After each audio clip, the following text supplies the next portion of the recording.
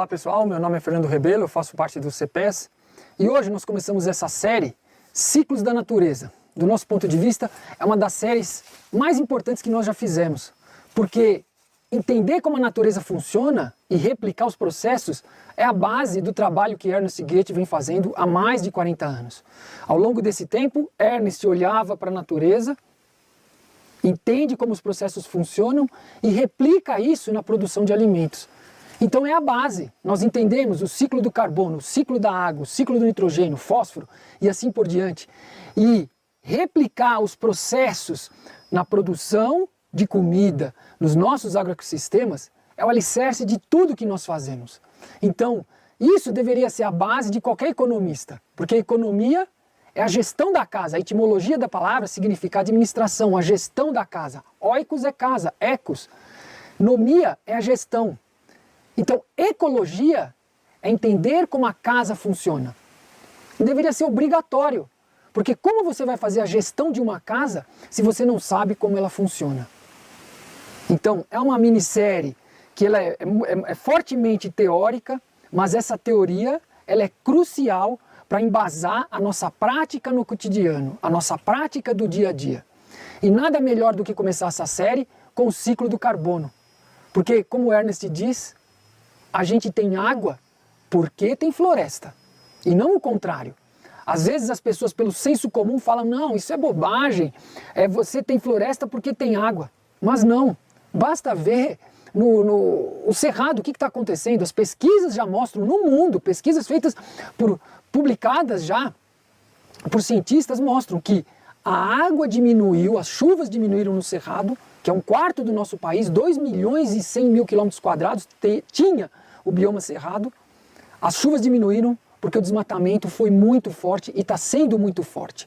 Ué, se tivesse floresta por causa de água, então não deveria diminuir as chuvas sumindo as florestas, mas não. As florestas sumiram, a água diminui. As florestas voltam, a água volta. Então é fundamental a gente restabelecer as florestas para ter água.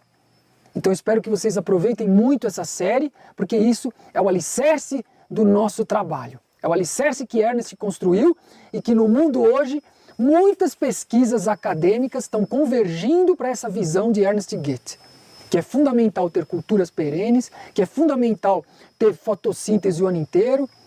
As pesquisas estão convergindo, seja na América do Norte, seja na Austrália, seja no Brasil.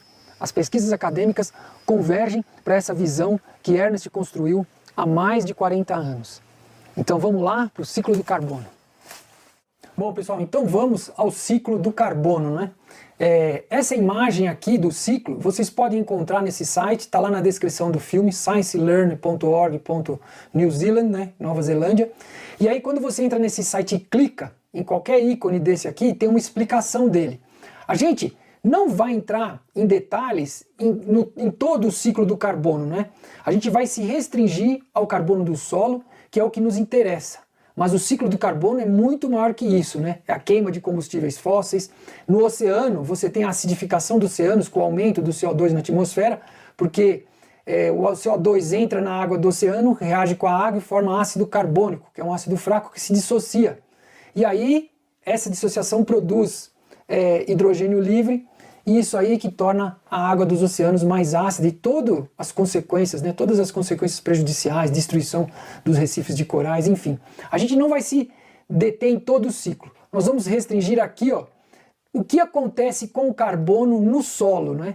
Então você tem aqui a perda de carbono por respiração, a queima das florestas, o decaimento, né, a decomposição da matéria orgânica, a decomposição dos animais, da microvida, de tudo, a queima de combustíveis fósseis, tudo isso vai para esse depósito de carbono aqui, que é na atmosfera. O que está em azul são processos, o que está em cinza são depósitos, né, de carbono.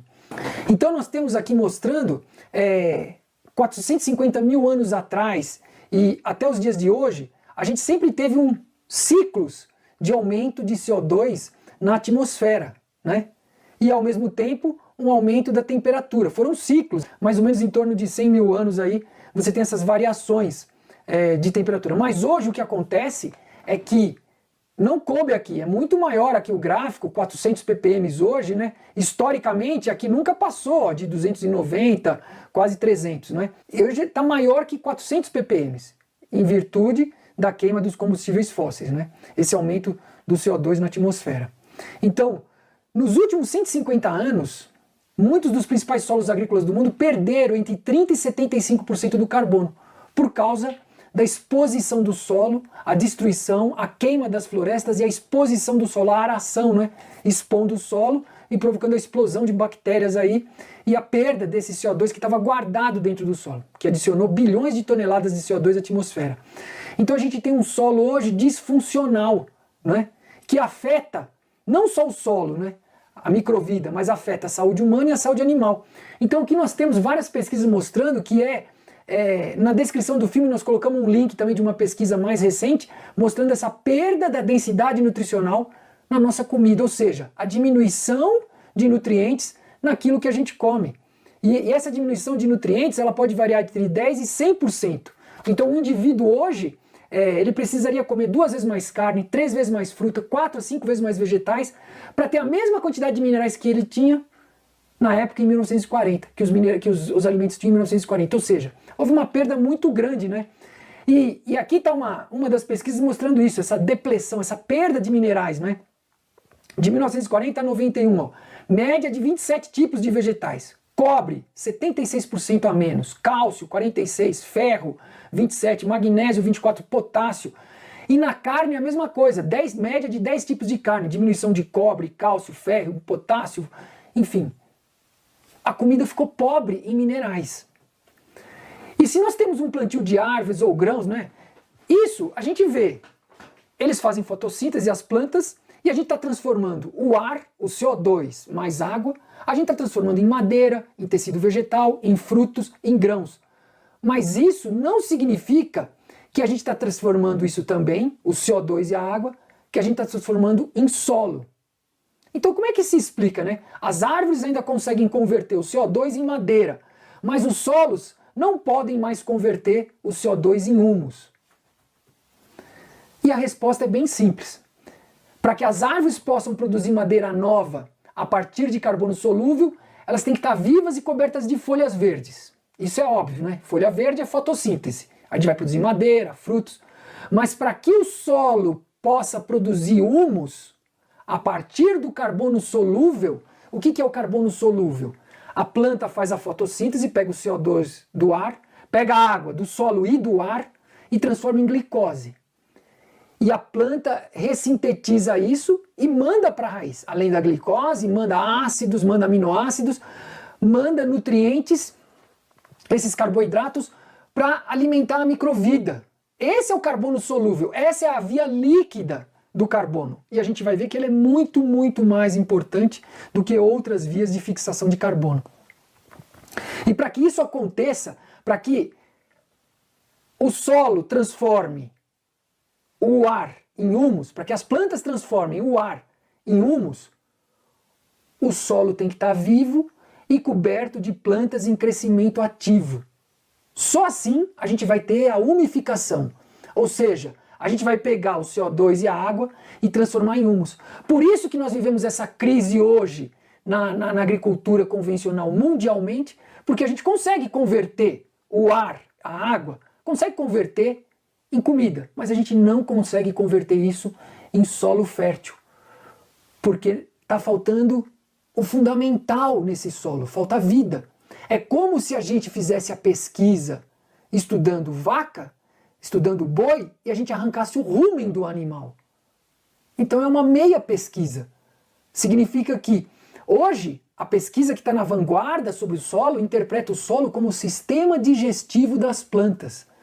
E quando a gente faz pesquisa com o solo morto, colocando adubos químicos, venenos, essa pesquisa trabalha com um cadáver, trabalha com terra. Terra é diferente de solo. Terra são só os minerais, a água, o ar, isso é terra. Solo envolve a parte viva, os micro-organismos, a biocenose, a comunidade dos micro-organismos, da macrofauna, enfim, toda a parte viva que consegue transformar a fotossíntese em humus. Então, quando a gente ara o solo, uma grande superfície da matéria orgânica fica exposta. Os micro-organismos atacam, porque agora tem oxigênio e acesso à matéria orgânica. E a gente tem uma explosão de bactérias, né? E às vezes isso pode até se tornar anaeróbico esse ambiente, porque a bactéria se multiplica a cada 20 minutos, uma bactéria se multiplica.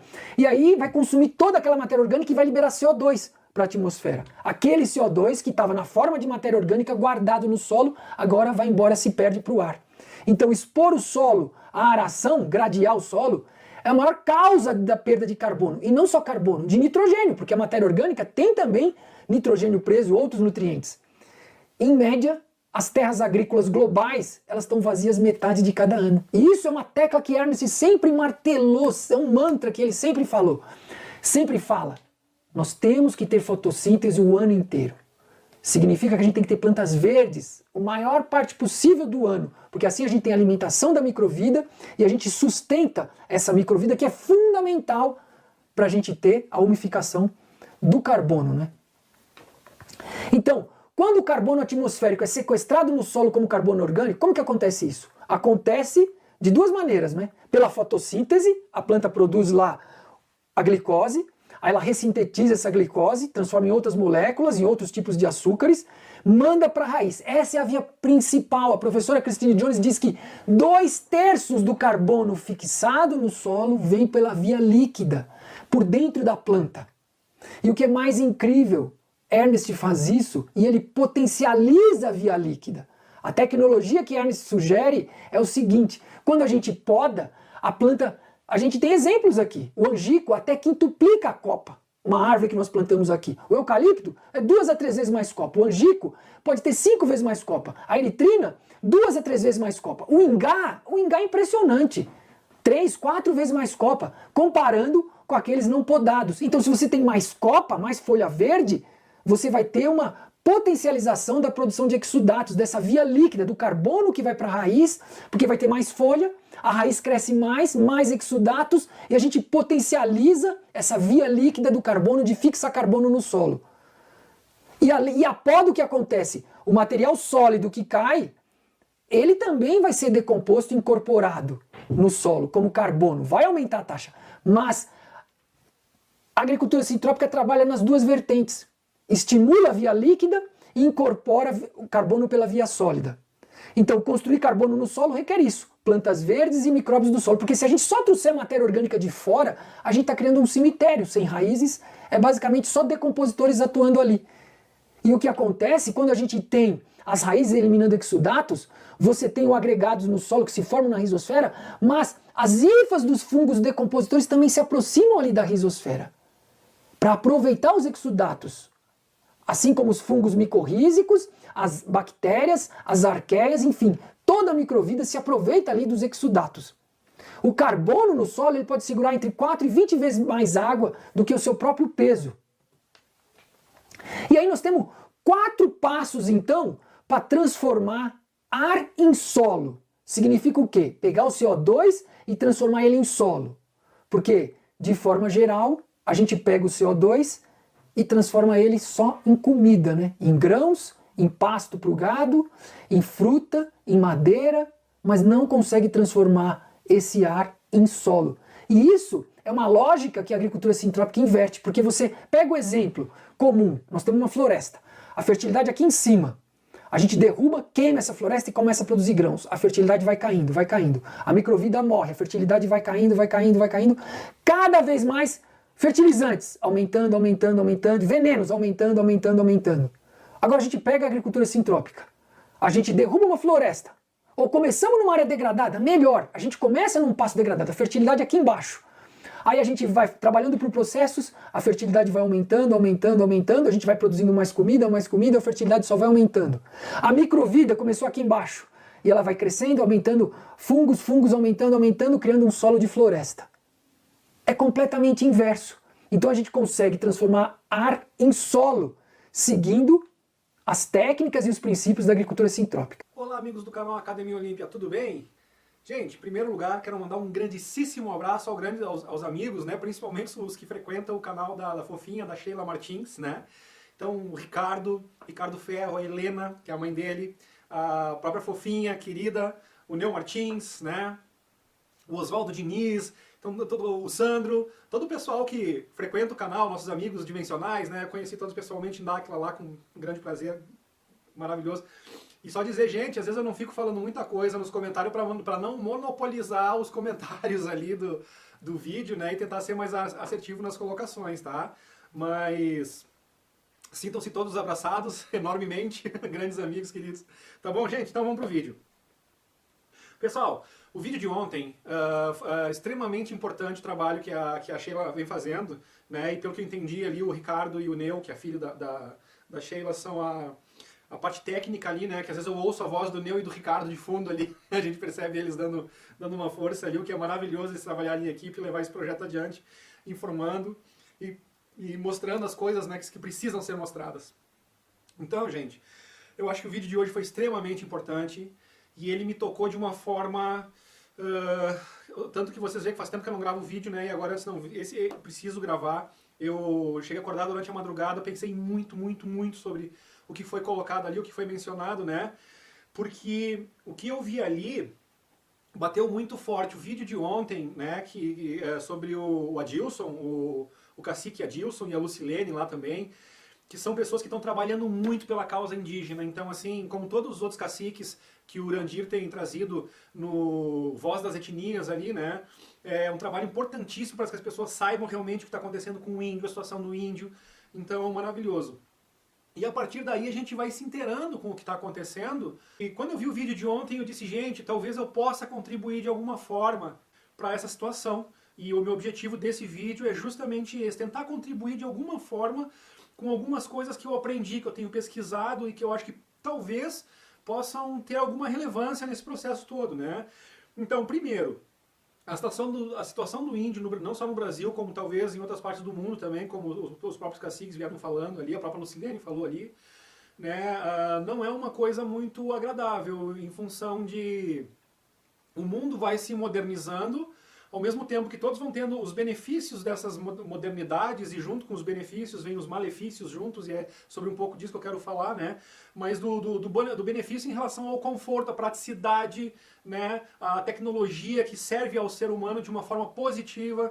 Então é óbvio que o índio tem que ter acesso a tudo isso. O índio, sabe, essa de morar numa oca, que nem bicho, né? Dormir numa rede, bobagem. O índio tem que ter uma casa confortável, como o outro não indígena tem. Tem que ter acesso à tecnologia, que facilita o acesso à informação, à comunicação, né? Tem que ter acesso a todas as facilidades na questão agrícola, né? Ou seja, maquinário, mecanização e coisas que auxiliam, né? E tem que correr junto, né? Então tudo isso essa busca, né? Ela é totalmente compreensível e óbvia, né? A gente tem que entender que o índio não vai abandonar sua cultura, a sua origem, ao querer tecnologia, ao querer os benefícios que os não indígenas usufruem, né? Só que no meio de tudo isso, ontem eu vi uma coisa que me incomodou um pouco, e que tem me incomodado muito nos últimos anos, independente dos indígenas, né? Que é a questão da monocultura. Então, antes que as pessoas fiquem, não, mas para aí, a monocultura está ajudando os índios, graças à monocultura que o cacique Adilson está implantando lá, está ajudando economicamente os índios estão saindo da miséria e da pobreza, ótimo, maravilhoso isso. Só que a gente tem que analisar isso com um pouco mais de cuidado, e por isso que eu vou levantar alguns tópicos aqui, para que a gente consiga ter uma visão mais abrangente sobre tudo isso, e realmente, porque assim, ó, apontar alguma coisa, dizer isso é errado, não é esse o meu papel, não estou dizendo que ninguém está errado. O meu objetivo aqui é tentar vislumbrar algumas alternativas que são possíveis, por isso que talvez eu possa ter alguma contribuição nessa causa, com algumas coisas que eu venho estudando desde antes de eu ser daquilano. Eu estou com Dáquila mais ou menos há uns 2 anos, e inclusive eu tenho vídeos no meu canal aqui, que eu e a minha esposa, quando veio um pouquinho antes da crise ali, coisa e tal, a gente já tendo descoberto como estava funcionando essa questão do sistema todo, do GO e tal, né, que eu já conhecia a expressão governo oculto e já usava ela também, antes ainda de ser um daquilano, de me associar ao Dáquila e de ter esse contato maravilhoso que eu tenho com eles, né, e tenho muito orgulho de ser um associado de Dáquila hoje e contribuir com a causa ali. Mas o que eu quero falar hoje é sobre agrofloresta. E quero falar também de um paradigma grafenado que existe aí. Quando eu digo um paradigma grafenado, algumas pessoas podem achar engraçada a expressão, e eu nunca ouvi, foi uma coisa que surgiu da minha cabeça mesmo, né? Por quê? Porque o grafeno é o material mais resistente que o pessoal tem descoberto nos últimos tempos, né? Que a gente tem notícia, é um material revolucionário em função da sua resistência. Então, nessa questão aí, a gente diz assim, algumas pessoas têm um paradigma engessado, só que se tu for pensar no gesso, é uma coisa fácil de quebrar. Então, quando eu quis usar a expressão de paradigma grafenado, é que são pessoas tipo Rural Business, né? Eu acompanho muito a RB, que é a televisão lá do Rural Business, que aí são os grandes plantadores de soja, os grandes pecuaristas, criadores de gado, os grandes plantadores de milho, coisa e tal, né? Mas a coisa é em escala mundial e fala de todos os trâmites, de como funcionam os grandes países, de como o país do dragão vermelho lá usa a fake news para desestabilizar emocionalmente os produtores brasileiros, né? Na questão do, tipo assim, eles inventam uma gripe, não vamos precisar do milho brasileiro, não vamos precisar da soja brasileira, sendo que eles estão precisando muito. Quando eles mais estão precisando, eles inventam coisas para justificar que não estão precisando, para jogar os preços lá para baixo, para os desavisados aqui ficarem muito preocupados, dizendo, meu Deus, deu uma doença, eles estão matando os porcos, não vamos precisar da nossa soja para alimentar os porcos, então não vamos ter para quem vender, então é melhor nós baixar nossos preços. E é exatamente o que eles querem. Então é por esse tipo de razão que eu tô sempre atento às notícias do Rural Business já há muito tempo, né? Então, nesse ponto, essa informação é muito legal, é muito boa. O que eu não gosto no Rural Business é quando eles falam dos naturebas, né? Então, eles acham que a agrofloresta, que a agricultura orgânica, é uma viagem na maionese, que esse tipo de conduta, né, de agricultura sintrópica, agrofloresta, agricultura orgânica, é uma viagem na maionese, porque dessa forma jamais nós conseguiríamos ter os mesmos níveis de produção que a alta tecnologia das grandes monoculturas de soja, de milho, né? E que isso que alimenta o mundo, e se não fosse isso não teríamos como. Gente, isso é um grande erro, é uma grande falácia, é uma grande mentira. Entendeu? Então talvez eles estejam tão focados nisso tudo, nessa questão de grandes produtores de monocultura, que eles não se dão ao trabalho de fazer uma pesquisa um pouco mais profunda nessa questão de agrofloresta e nessa questão de agricultura sintrópica e de agricultura orgânica, né? Então, tá mais do que provado, gente. A quantidade de gente aplicando agrofloresta é tão grande já, e impressionante o que ela cresceu nesses últimos 2 anos. Porque quando eu conheci e comecei a pesquisar, tu tinha um número de pessoas, que já era bastante grande, que falavam desses sistemas de agroflorestas. Tanto que eu comecei a implantar esse sistema lá no nosso sítio, né, que nós tínhamos em Nova Petrópolis, lá eu e a Mariana, e até alguns resultados que a gente foi colhendo lá, que a gente usou de agrofloresta, gente, sem usar zero de adubo, zero de agrotóxico, numa terra onde os vizinhos diziam que não dava nada, que era ruim, que não tinha como plantar e não sei o quê. E a gente foi lá e percebeu que essa ótica, ela é errada, ela é distorcida, ela é mal informada, né? Na melhor das hipóteses a gente diz, porque a gente constatou pela experiência própria nossa que sim, é possível. Então a gente trabalhou no sistema orgânico de usar a própria vegetação como adubo. O Ernest Götz, que é o cara que é um suíço, que ele trouxe essa coisa pro Brasil há muito tempo atrás. Esse cara é fantástico, então assim, ele fez projetos no deserto, ele fez projetos nos lugares mais inóspitos que as pessoas podem imaginar em relação à agricultura, e ele fez funcionar sempre aonde põe a mão, ele faz funcionar, provando que o que falta é conhecimento. Então ele sempre tenta entrar num local onde ele vai trabalhar com uma ideologia que é o maior insumo, né, que o agricultor pode ter é o conhecimento. Gente, isso é fantástico. Então ele vem quebrando todos esses paradigmas grafenados, como eu acabei de explicar, em relação à adubação de terra, em relação a controle de pragas, o que eles chamam de praga, em relação ao uso de herbicidas, que eles chamam de defensivos agrícolas, né? Então é um erro nós achar, de certa. Quando eu digo é um erro, gente, de uma forma humilde no meu modo de perceber, que ninguém se ofenda quando eu falo isso, pelo amor de Deus, a ideia aqui é ajudar, contribuir da forma mais humilde possível, que a gente some esforços na troca de informação para chegar num denominador comum, né, do que pode ser realmente melhor. Eu levantei alguns pontos e vocês vão entender o porquê que eu acho que tem que ter bastante relevância nesse tipo de assunto e dar bastante atenção nessa questão de monocultura versus agrofloresta, tá ok? Então, esse pessoal aí, eles falam em defensivos agrícolas, e eu vi a Lucilene falando ontem que às vezes o pessoal está por fora em relação aos avanços tecnológicos dos novos herbicidas que não matam nenhuma formiga e coisa e tal. Gente, aí nessa questão eu tenho uma visão mais ou menos semelhante, para justificar meu ponto de vista, mais ou menos semelhante a essa última pandemia que nós tivemos em relação ao que nos foi dado para combater essa última pandemia que nós tivemos. Tá ok? Então, toda essa questão, né, que gerou muita polêmica e que hoje realmente tá se comprovando que talvez não fosse lá muito bom, por causa que nós não tivemos tempos de avaliar realmente, não tivemos tempo de avaliar o que realmente pode causar, né, a longo prazo. Então a gente tem que cuidar com tudo isso. Então, quando se fala nessas novas tecnologias de herbicidas, que aliás, que eles chamam de defensivos agrícolas, né, e que foi aceito uma série monstruosa aí nos últimos anos, no último governo ali, que foi liberado desses defensivos agrícolas, digamos assim, né? Só que a gente não sabe a longo prazo o que vai acontecer. Então a gente tem a experiência do que já aconteceu e do que acontece com uma grande terra onde é produzida a monocultura. Onde o pessoal vai lá, planta, tem que colocar um monte de insumos, né?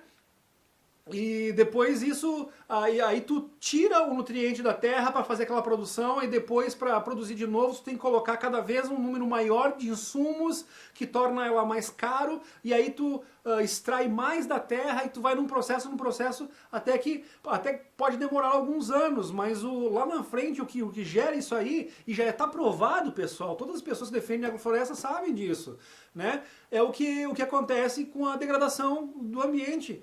Então acaba degradando sim o ambiente, infelizmente, é uma realidade que não tem como fugir.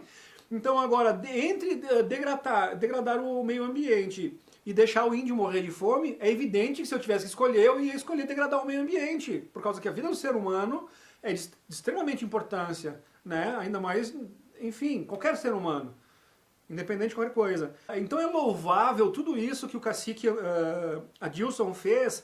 E só que, de certa forma, assim, com esse conhecimento que eu obtive nesses últimos anos, eu tenho que ser sincero e honesto em dizer que me cortou o coração quando eu vi aquela monocultura toda. Então é um sentimento dúbio, ambíguo, né? E aquele misto de emoções, assim, ó, que ao mesmo tempo que tu fica extremamente feliz por ter melhorado a situação econômica de todo aquele contexto indígena a qual participa e que está sendo beneficiado daquilo ali, é um benefício muito grande, evidentemente, que o cacique Adilson fez com essa manobra que ele fez, que eles foram lá, abriram no peito, né? Ou seja, isso tudo muito louvável, é digno de aplauso, sem sombra de dúvida, né? E eu acho que aquilo que ele falou, a gente foi lá e abriu no peito, porque se nós fosse esperar liberação do IBAMA, liberação do governo, a gente estava ferrado e a gente estava morrendo de fome. Então eu vejo isso como uma atitude, de certa forma, desesperadora, ou seja, o cara foi lá, não esperou pelos outros, porque ele, de forma muito inteligente, muito sábia, aliás, que essa sabedoria, né, tem sido demonstrada por todos os caciques indígenas que a gente vê falando no programa da Voz das Etnias, do Randir ali. Então uma coisa ficou evidente, que o grau de consciência, que o grau de lucidez, que o grau de inteligência e capacidade dos índios, sinceramente, supera em muito, né, a maioria dos políticos que a gente vê por aí. E eu fico até emocionado de falar isso aí, né, cara, por causa que eu acho lindo isso. Se nós tivéssemos essa mesma postura, essa mesma percepção e essa mesma atitude que os caciques indígenas têm em relação aos seus povos, esse nível de altruísmo, se nós tivéssemos essas mesmas coisas com nossos políticos, nós seríamos o melhor país do mundo, tá ok? Então, ontem o cacique mencionou uma coisa, ele disse, pela primeira vez nós conseguimos colocar lideranças indígenas na política, a gente ficou muito feliz com isso, mas passaram seis meses e não mudou nada. Aí deu vontade de dizer, cara, bem-vindo ao clube, agora tu tá tendo um choque de realidade, tá entendendo? Então, por quê? Porque o sistema é assim, então só consegue ingressar no sistema as pessoas que eles manobram Então não é só a massa que é usada de manobra, existe também os indivíduos usados de manobra. Eu fui vítima, aqui em Gramado, ok? O que eles chamam de otário útil. Ou seja, eles pegam as pessoas extremamente bem intencionadas, eu falo com conhecimento de causa porque isso aconteceu comigo. Eles pegam as pessoas extremamente bem intencionadas, pessoas que têm no seu DNA essa questão do altruísmo e que quer fazer alguma coisa realmente para mudar a situação e para melhorar a situação das pessoas, e eles usam essa tua boa vontade, eles passam um verniz, eles disfarçam, eles mentem, eles dão tapinha nas tuas costas dizendo, sim, vamos trabalhar junto e coisa e tal, e é tudo um jogo de interesses nojento, podre, absurdo, né? E eu descobri isso da pior forma possível. Ok, né? E então a gente tem que ter cuidado com os índios, porque o índio é de bom caráter, mas ele também é inteligente. E como o índio é muito inteligente, é uma questão só de tempo para ele perceber o que eu já percebi, né? Então a gente tem que cuidar, porque sim, tem que ter lideranças indígenas dentro da política, porque senão não muda realmente, tem que ter alguém falando realmente por eles, coisa e tal, só tem que cuidar, porque esse povo não indígena e essa raça aí, cara, assim, é complicado. O DNA deles não é que nem o nosso.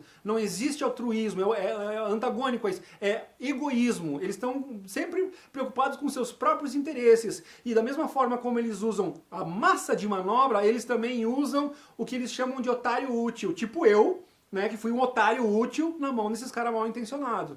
Né? Na minha questão cultural, eu queria fazer um ativismo na questão cultural ali, e quando eu vi como é que funcionava a coisa, foi extremamente deprimente, gente. Que é o que acontece com todas as pessoas que têm essa ideologia, os dimensionais, digamos assim, né? Os dimensionais que têm essa missão, que já tem isso no seu DNA, no seu intuito, essa coisa incorruptível, né? Que a gente tem nojo de corrupção, a gente tem nojo desse tipo de coisa. Então é lamentável quando a gente se envolve, quando a gente descobre que a gente está sendo usado como joguete na mão desses caras aí. Então fica aqui o meu alerta pessoal, a minha experiência pessoal. Cuidado, lideranças indígenas se aproximando. Lembrem-se do cacique Juruna, quando o Mário Juruna, quando ele ia lá, quando ele gravava, porque ele percebeu que na época chamado Homem Branco, né? Como o Homem Branco era mentiroso, como o Homem Branco falava e depois o que ele falava ali nunca era o que valia. Até o ponto do Juruna começar a gravar as conversas. O que fizeram? Cancelaram o Juruna. Bem-vindo ao clube. Então essa percepção do cacique Adilson ontem, dizendo, mas colocamos as lideranças indígenas, só que passaram 6 meses e não mudou nada. Cara, é basicamente isso. Não quer dizer que deve desistir da luta. Não, pelo contrário. Só tem que saber, né, como diria Sun Tzu, a gente tem que saber as armas do inimigo, a gente tem que conhecer o inimigo, conhecer a si mesmo e conhecer o inimigo, conhecer a estratégia do inimigo, o modus operandi do inimigo, pra gente poder se preparar contra isso. Tá ok? Então fica aqui o meu alerta nesse sentido aí. E então vamos lá. A gente tem que quebrar esse paradigma grafenado de que monocultura é a salvação do planeta. Porque não é, gente. Isso é uma coisa invernizada. Eu fiz aqui um paralelo entre o hidrogênio verde e entre os defensivos agrícolas que estão sendo colocados como a grande salvação, a questão da monocultura, né? Que essa... Porque lá no fundo, o que eles querem é acabar com o pequeno agricultor. Eles querem que tudo seja uma grande monocultura, porque daí tudo que é muito grandioso vai parar na mão de poucos que controlam. Então eu não vou me estender muito nessa questão aí, porque, né, mas é uma coisa muito óbvia que eu também já tinha descoberto quando eu comecei a estudar ufologia. Eu descobri dessas coisas que andam em paralelo, que aliás é uma das razões de por que escondem a ufologia, tá? De uma forma bem simples.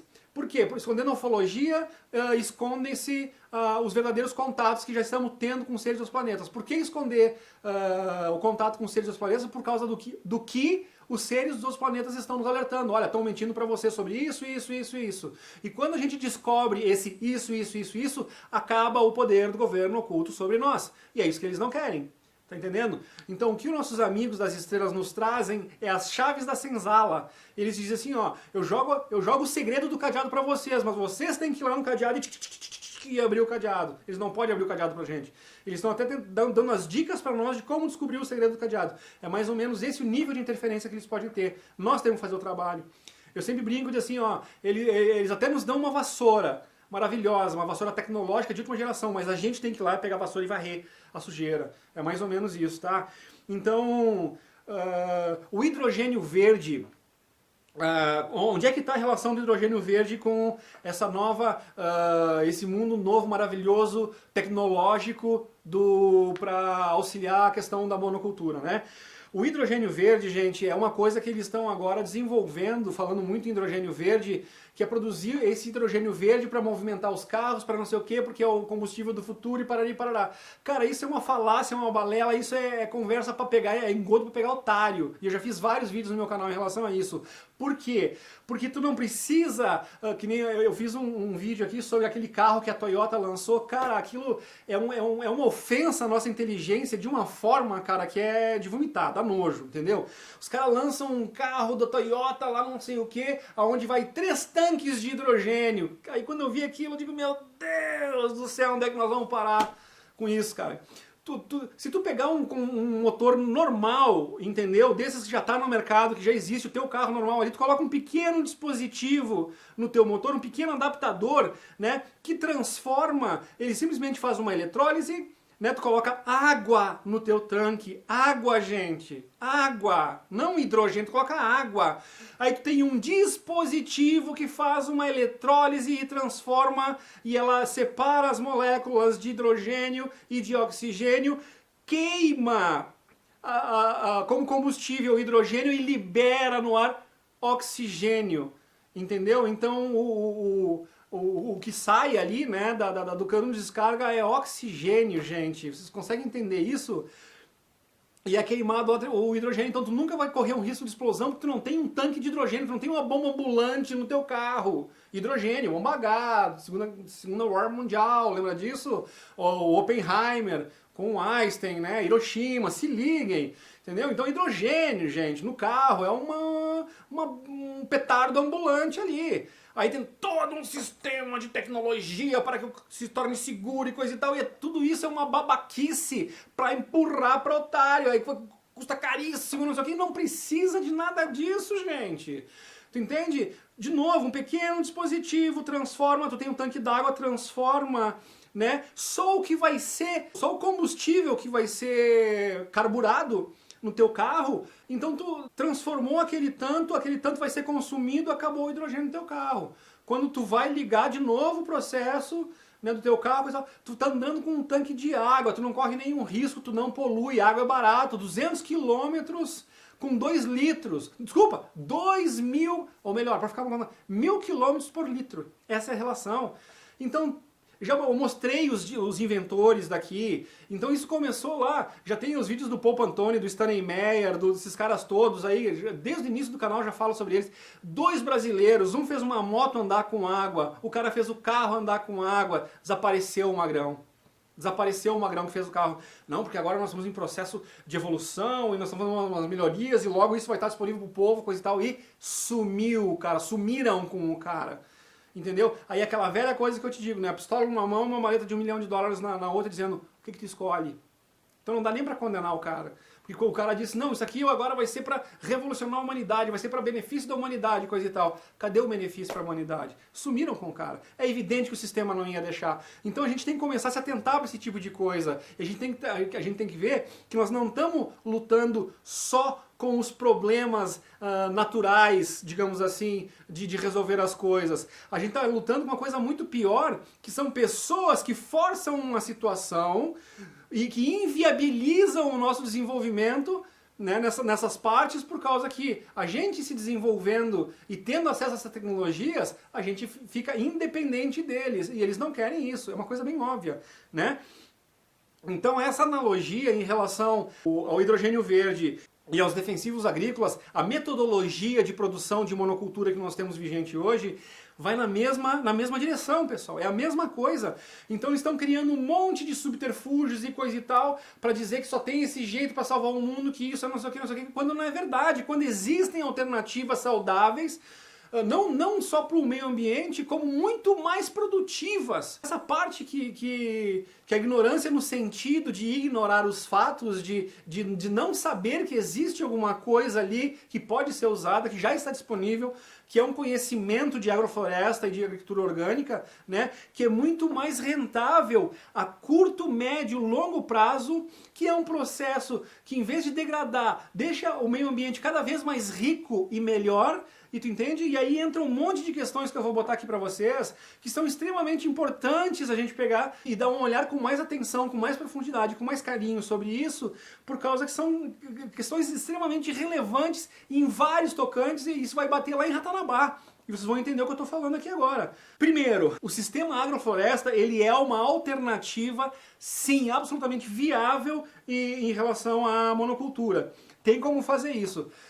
No sistema de diversificação de plantio, né, que é diferente da monocultura, nós temos uma produtividade, gente, 500% a mais em relação à monocultura. Uma maneira muito fácil e rápida, eu não vou entrar aqui nos princípios da agrofloresta, né, de uma forma muito esmiuçada, porque senão, cara, só para tu ter um entendimento de agrofloresta, de agricultura sintrópica, é preciso muito estudo. Por isso que as pessoas relacionadas à agrofloresta são pessoas extremamente inteligentes e extremamente vivas na sua questão de raciocínio, assim, por causa que não é uma coisa fácil. É um conhecimento, claro, depois que tu aprende, tu domina. Mas é uma coisa extremamente complexa, muito complexa. E quando a gente fala de avanço tecnológico, pessoal, o que a gente faz? A gente busca sempre o que está mais evoluído, não é isso? Não é isso? A gente não busca sempre o que está mais evoluído para nos ensinar? Sim, né? Então, por que nós vamos pegar? Agora, olhem esse raciocínio aqui, gente. Nós temos a nossa geração, vamos colocar aqui, do homem. Bota que seja 2000 anos para cá. Eu nem vou entrar na questão de quantas vezes a gente já foi resetado, né, nesse meio tempo, e quantas vezes eles já foram resetando a gente, tirando conhecimento e cada vez nos tornando mais burros, menos conscientes do que acontece. Eu nem vou entrar nessa questão. Então vamos colocar de uns 2000 anos para cá, né, do último dilúvio para cá, 12 mil anos que seja, tá? O que seria o nosso conhecimento de 12 mil anos para cá, comparado, olhem isso, gente, comparado aos bilhões de anos que a Terra tem? Tá? Mas como assim, Luciano?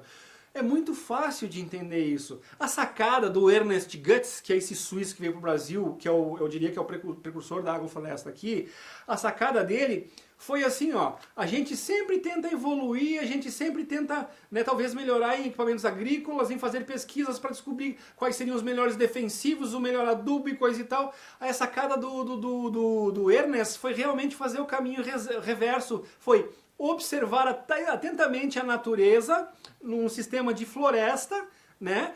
E como que uma floresta se desenvolve?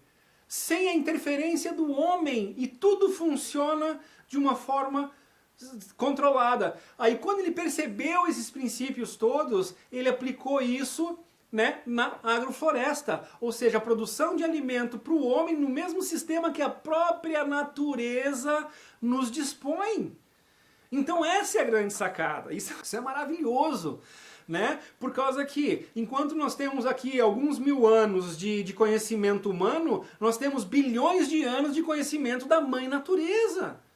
Entendeu? Então quando tu entende o processo de estratificação, que é o processo de altura das plantas que vão mais alta, né, do ciclo, do período de crescimento, desenvolvimento das plantas, que tu começa a perceber um extrato emergente, né, um extrato alto, ou coisa e tal. É muito termo técnico para ficar falando aqui agora, mas basicamente, gente, enquanto umas plantas se desenvolvem, né, que numa monocultura, tu vai lá e tu planta milho, e só milho naquilo ali. Enquanto o milho está se desenvolvendo, a gente perde uma grande oportunidade na monocultura de aproveitar aquele mesmo espaço e aquele mesmo tempo, que são duas coisas extremamente importantes. E aqui é onde está o pulo do gato, aonde a gente consegue fazer que no mesmo espaço de terra, a gente consegue tornar 500% mais produtivo do que a monocultura.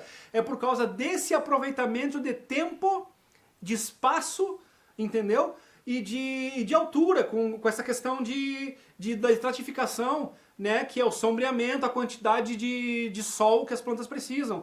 Então essa foi a grande sacada do Ernest, né? Dele perceber que uma árvore cresce, enquanto essa árvore está crescendo, outras coisas florescem ao redor da árvore aqui, e uma simbiose entre essas plantas, o que a gente chama de plantio consorciado também. Só para dar um exemplo rápido, né? Em relação a isso.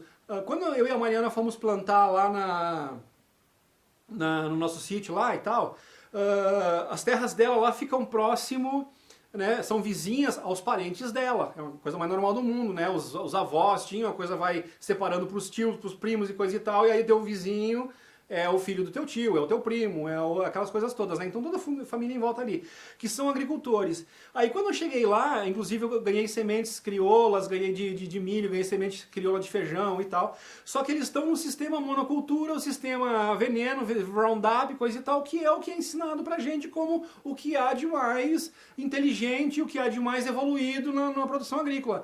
Aí quando eu fui falar que eu e a Mariana, nós ia plantar no mesmo espaço onde eles plantam só milho, nós ia plantar milho, feijão e abóbora, que nós ia colher mais, que nós não ia ter gasto com o insumo que eles tinham, e que nós não ia ter o mesmo trabalho que eles tinham, que ia dar menos trabalho para nós, eles riram da gente. Pô, esses caras vêm da cidade, né, e vêm querer ensinar nós que meus pais eram colonos, meus avós eram colonos, trabalhei minha vida inteira como colono aqui, desenvolvendo, e veio esses peru da floresta, da cidade, aí urbano, querendo ensinar alguma coisa pra gente. Então fica meio ridículo isso e parece muito pretensioso, né?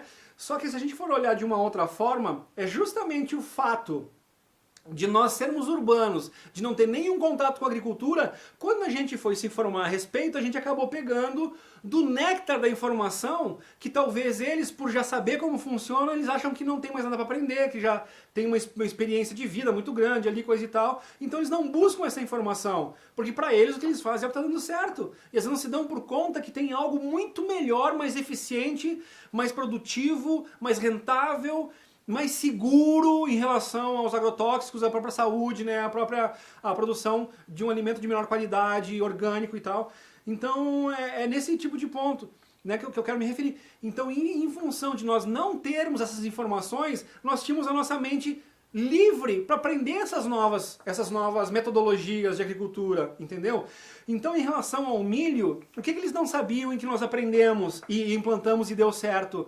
Enquanto o sistema de monocultura, e ontem eu vi o pessoal plantando só milho, e aqui, cara, antigamente eu acharia lindo aquilo por causa que ia perder de vista aquele milharal e coisa e tal. Hoje, com o conhecimento da agrofloresta, tu vê aquilo com um aperto no coração porque te soa como um desperdício e tu já vê e quando tu projeta totalmente para o futuro, tu diz, cara, eles vão fazer isso 1, 2, 3, 4 vezes depois aquela terra ali não vai dar mais nada.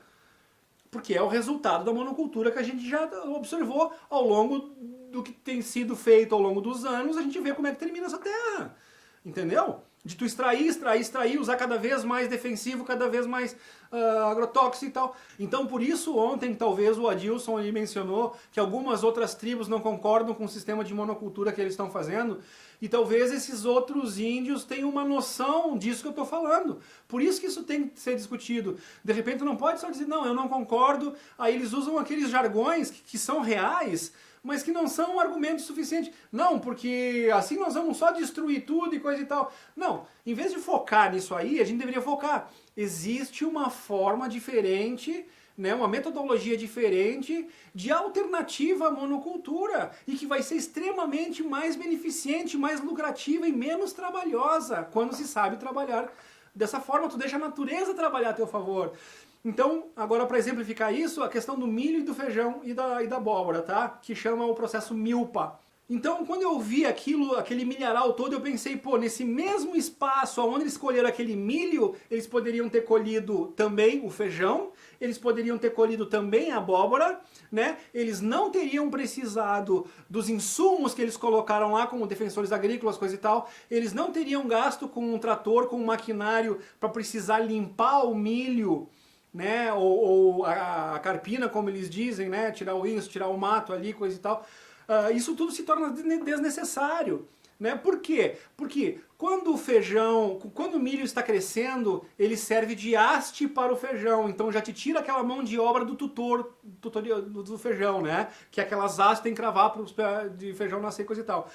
Quando tu planta o feijão junto com o milho, o feijão leva o nitrogênio para o solo, então ele auxilia o milho, é uma simbiose, um ajuda o outro nessa forma. Então tu precisa disponibilizar menos nitrogênio no solo, é um insumo que tu não precisa, né? E quando tu planta a abóbora vai fazer uma cobertura de solo e que vai evitar que tu precise fazer carpir o milho.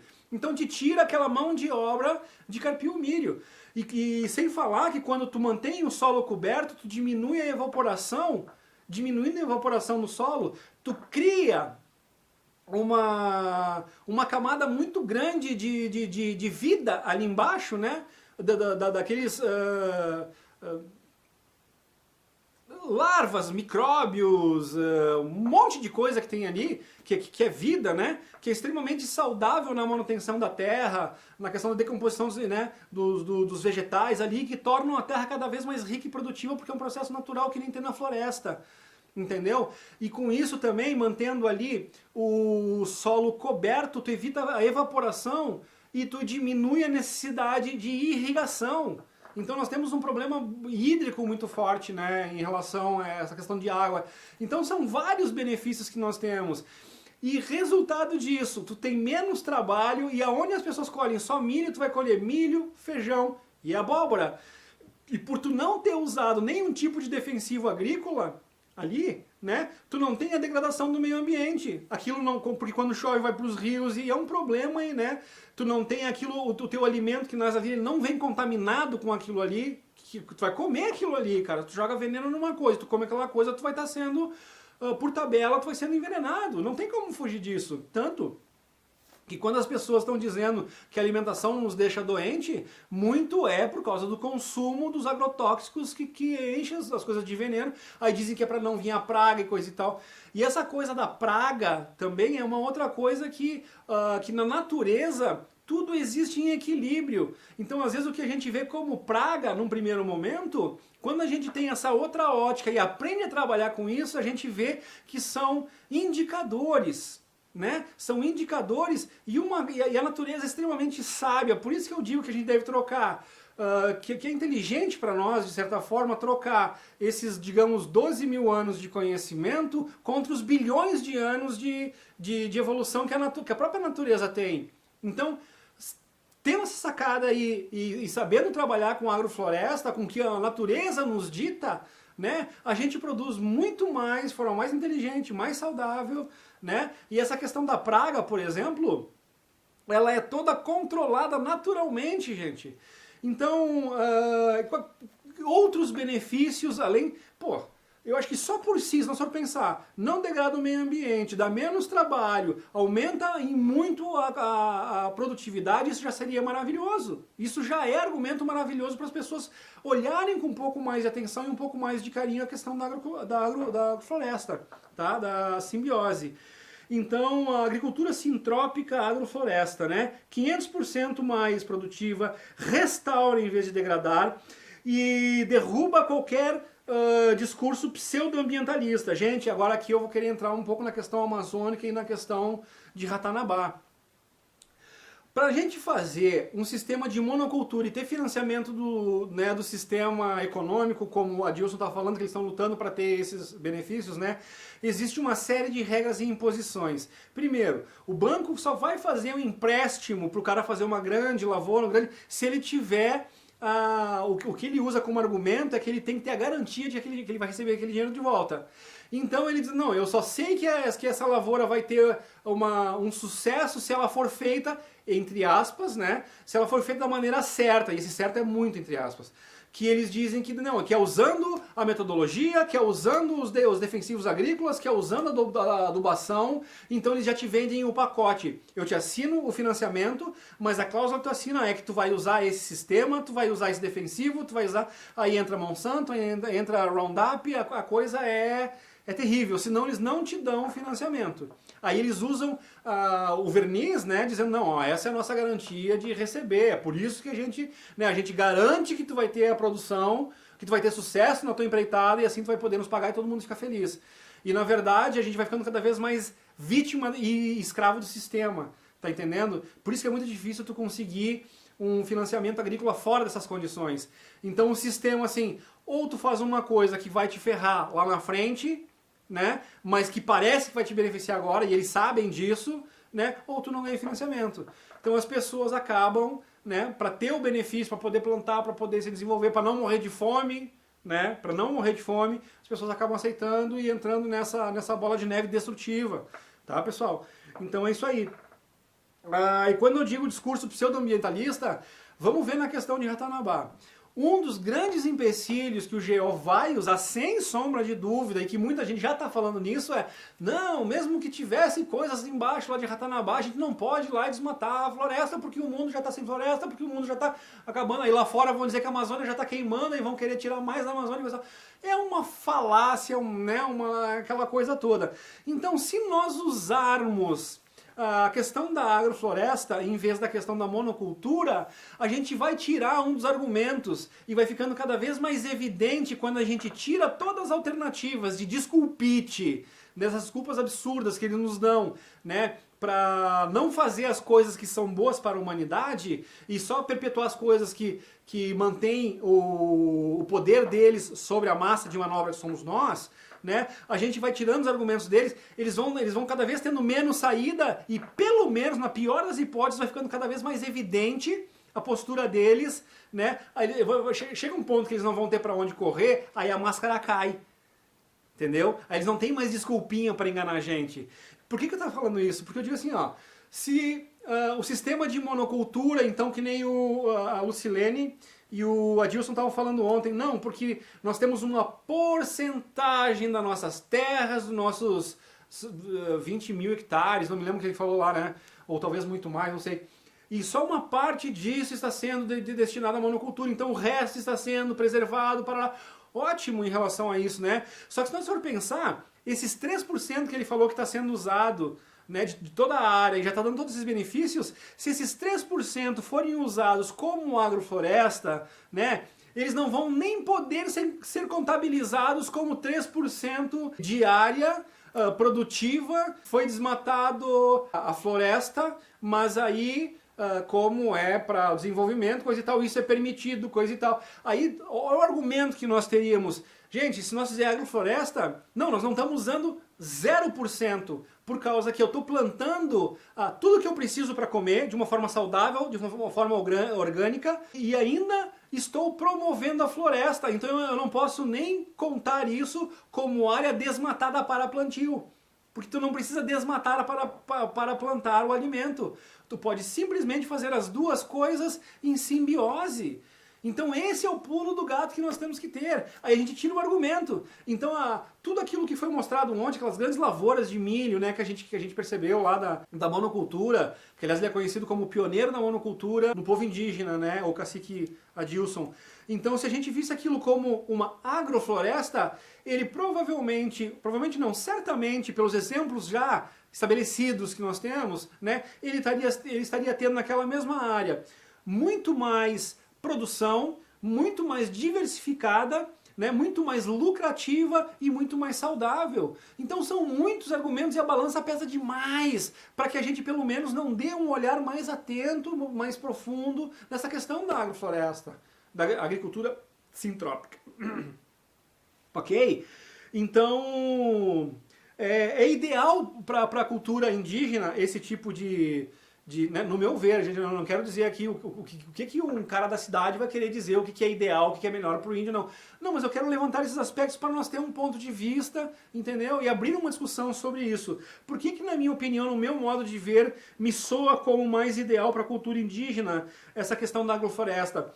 Porque aí tu tem uma reconexão, tu entende, com a natureza, né? Porque o índio diz que ele tem que estar muito ligado com a natureza. Então ele pode ter a tecnologia, porque existe maquinário, existe a mecanização para a agrofloresta, né? É uma mecanização diferenciada. O Ernest Götz, ele já desenvolveu diversos equipamentos, muitos já lançaram seus protótipos, já estão começando a produzir esses equipamentos para serem usados especificamente nesse tipo de cultura, que é a agricultura sintrópica e agrofloresta.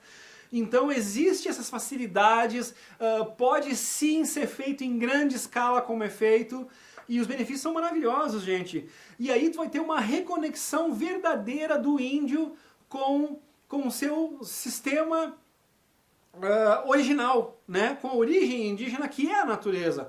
Então ele pode morar numa casa muito confortável, ele deve ter acesso a grande tecnologia, a maquinário, acesso à informação, à internet, todas essas coisas boas que beneficiam, que auxiliam, entendeu? O que eu acho que é talvez não muito saudável, para usar uma palavra talvez mais tranquila, é copiar o que eu vejo como, de certa forma, uma coisa que não deu certo para o ser humano. Então, para quê? Sabe aquela história de aprender com os erros dos outros, né? Então, muitas pessoas começaram a entender que a monocultura é uma coisa fadada ao fracasso, porque é o que a gente vem usando nos últimos anos e a gente vê o resultado disso. Aí tu vê... Porque quando a gente fala em agrofloresta, agricultura sintrópica, não é uma ideia utópica de algo que pode ser feito, que pode vir. Não, é algo que está sendo feito, que está tendo resultado, que está proporcionando. Então é uma grande diferença entre essa questão futurística e na questão do presente. Não, nós temos N exemplos de agroflorestas onde provam com todos os argumentos para convencer qualquer um debate honestamente intelectual de que realmente o que funciona é o sistema de agrofloresta. Muito mais produtível, muito mais econômico, muito mais saudável, reduz muito a questão de insumos, tu precisar coisas de fora, que nem a ideia do Ernest Goetz é sempre entrar num local e precisar o mínimo de coisa de fora. Entendeu? Então, às vezes, quando eles pegam numa situação de restauração de um ambiente já degradado, então eles vão ter que botar algumas coisas ali, coisa e tal, para acelerar um pouco o processo. Não que não fizesse naturalmente, mas às vezes não se tem a questão do tempo de recuperação da natureza. Então tu coloca algum insumo, tu traz de um outro lugar para começar a gerar uma matéria, para começar a gerar uma vegetação, uma cobertura naquele solo degradado, e a partir dali ele se autossustenta. Autossustentável. Tá entendendo? Então isso é fantástico, gente. Então, copiar um sistema de monocultura que, embora esteja proporcionando nesse momento, isso é louvável, por isso que não se deve também migrar de uma hora para outra, se é uma coisa que já tá dando um lucro, já tem uma coisa implantada, né? Ótimo, continua usufruindo daquilo ali para alimentar, para trazer o desenvolvimento para as pessoas, mas para essa tribo em especial, mas talvez a gente consiga ir mesclando, a gente consiga ir introduzindo essa nova tecnologia momentaneamente, se sustentando, usando a própria monocultura que já está estabelecida lá, para gerar os recursos para essa outra coisa mais produtiva, mais saudável e mais sustentável, que é a agrofloresta. Então não é, vou acabar com tudo do que eu fiz agora para entrar nessa outra viagem, não. Né? Vamos fazer uma coisa inteligente. Utiliza o que já está rendendo para vocês, utiliza aqueles recursos com sabedoria, com inteligência, e vamos mesclando, e vamos introduzindo, e vamos refazendo o processo, né, para uma coisa que é muito mais promissora, que é a agrofloresta. Então é nesse sentido que eu quero chamar a atenção, tá ok? Por isso que eu digo que eu acho, no meu ver, me parece ser o ideal para a cultura indígena, porque gera realmente a reconexão com a ancestralidade. Né? Que é a floresta. A floresta pode produzir comida. E a mesma comida que a gente compra. Eu estou falando dos grãos, a soja, o trigo, o milho, tudo que é orgânico, tudo que nasce, tudo que é plantado, tudo que é vegetal, pode ser cultivado na agrofloresta. E ajuda na causa de Ratanabá. Tá aqui, ó, a última coisa que eu coloquei aqui. É aquilo que eu falei antes. Então, se a gente conseguir, em todos esses outros espaços onde a gente tem as monoculturas, a gente for transformando em floresta ao mesmo tempo que nós produzimos o alimento, né? Então a gente vai diminuindo cada vez mais esses espaços destinados unicamente, exclusivamente à cultura, né? A monocultura, que é a produção de alimento, né? E a gente vai transformando esses espaços em florestas. E a gente pode usufruir das florestas também, porque floresta gera madeira, né? Então são várias outras coisas além de alimentos propriamente ditos, né? A questão fitoterápica, plantas para remédio, que a gente chama de medicina saudável, orgânica, natural. Cara, é muito realmente abrangente tudo isso, tá ok?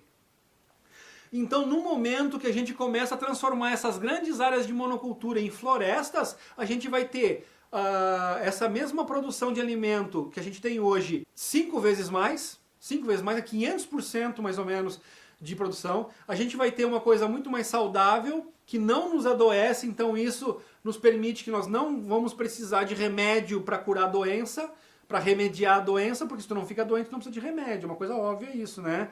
Não, mas nós não podemos desmatar a floresta amazônica para expor ratanabá, ainda que seja para explorar o turismo, porque nós já temos, nós temos que comer. Para nós comer, a gente tem que fazer a monocultura. Para fazer a monocultura, a gente já tem que degradar um monte de ambiente, tem que cortar um monte de florestas, matar um monte de florestas para poder comer. E esse é o discursinho pseudo-ambiental que eles vão usar pra gente.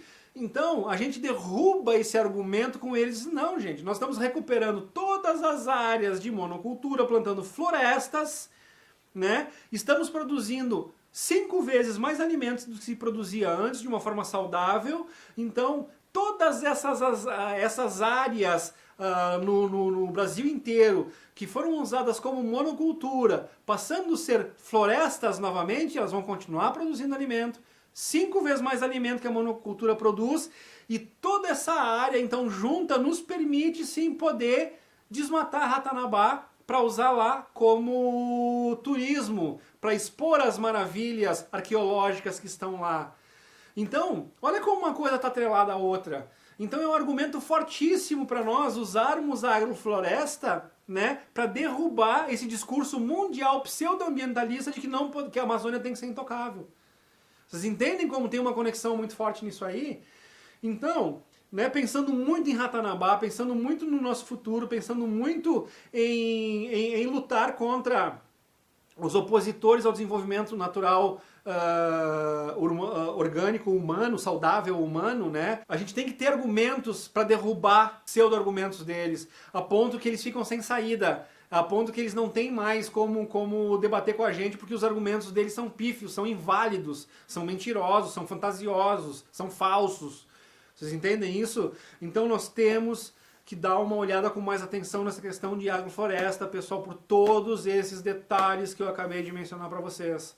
Tá ok? Trabalhar em conjunto, trabalhar com troca de ideia, somando esforços, somando conhecimento, e assim a gente chega lá e destrói. Vamos lembrar que o que eles querem fazer é dividir para conquistar. Vamos dar o troco para eles se unindo, né? Juntando forças, combatendo a desinformação.